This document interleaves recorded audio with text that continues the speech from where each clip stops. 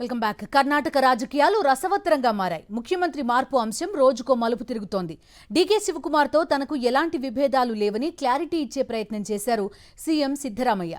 ఇక ముఖ్యమంత్రి మార్పు కేవలం ఊహాగానమేనని కాంగ్రెస్ సీనియర్ నేత ఆర్వీ దేశపాండే స్పష్టతనిస్తే, హైకమాండ్ నిర్ణయం ప్రకారమే అన్నీ జరుగుతాయంటూ నర్మగర్భ వ్యాఖ్యలు చేశారు ఆ పార్టీ చీఫ్ మల్లికార్జున ఖర్గే.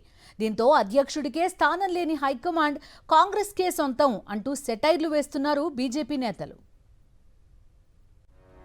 2023లో జరిగిన అసెంబ్లీ ఎన్నికల తర్వాత కర్ణాటక ముఖ్యమంత్రి పదవిపై తీవ్ర స్థాయిలో చర్చ జరిగింది. సిద్ధరామయ్య, డీకే శివకుమార్లు 2.5 ఏళ్ల పాటు పదవిలో కొనసాగేలా అంగీకారానికి వచ్చారనే వార్తలు వచ్చాయి. అప్పటి నుంచి అడపాదడపా సీఎంగా డీకే శివకుమార్ పేరు తెరపైకి వస్తూనే ఉంది. సీఎంగా సిద్ధరామయ్య బాధ్యతలు స్వీకరించి వచ్చే నవంబర్ నాటికి 2.5 ఏళ్లు పూర్తవుతుంది. దీంతో డీకే శివకుమార్ సీఎంగా బాధ్యతలు స్వీకరిస్తారనే ప్రచారం ఊపందుకుంది.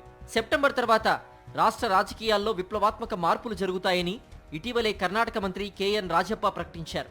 తాజాగా డీకే శివకుమార్ త్వరలో సీఎం కాబోతున్నారని ఎమ్మెల్యే ఇక్బాల్ హుసేన్ వ్యాఖ్యానించారు. 2-3 నెలల్లో ఆయన సీఎంగా బాధ్యతలు స్వీకరించే ఛాన్స్ ఉందని ప్రకటించారు. అయితే రాష్ట్రంలో సీఎం మార్పు ఉండబోదని కాంగ్రెస్ సీనియర్ నేత ఆర్వీ దేశపాండే స్పష్టం చేశారు.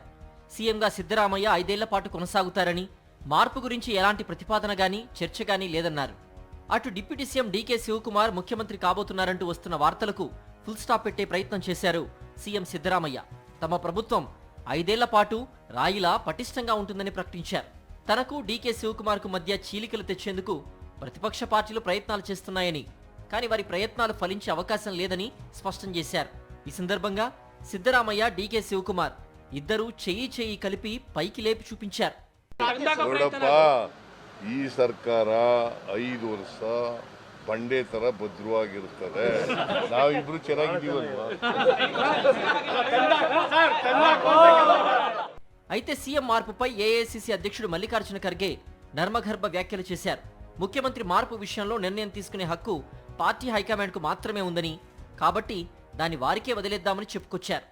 That is in the hands of High Command. Nobody can say here what is going in the High Command. This is left to the High Command. High Command has got power to take further actions, but unnecessarily one should not create problem. Karnataka CM విషయంలో Mallikarjuna Kharge వ్యాఖ్యల్ని తప్పుపట్టింది BJP. Mallikarjuna Kharge వ్యాఖ్యలు చూస్తుంటే ఆయన high command లో భాగం కాదనిపిస్తోందంటూ tweet చేశారు BJP నేత తేజస్వి సూర్య. కాంగ్రెస్ అధ్యక్షుడు కాకపోతే ఇంకా హైకమాండ్ ఎవరిని ప్రశ్నించారు. మరో బీజేపీ నేత అశోక్ అయితే ఖర్గే ఓ యాక్సిడెంటల్ లీడర్ అంటూ ట్వీట్ చేశారు. మొత్తంగా కర్ణాటక సీఎం మార్పు ఉంటుందా లేదా అనేది మరో 4 నెలలు గడిస్తే గానీ క్లారిటీ వచ్చేలా లేదు.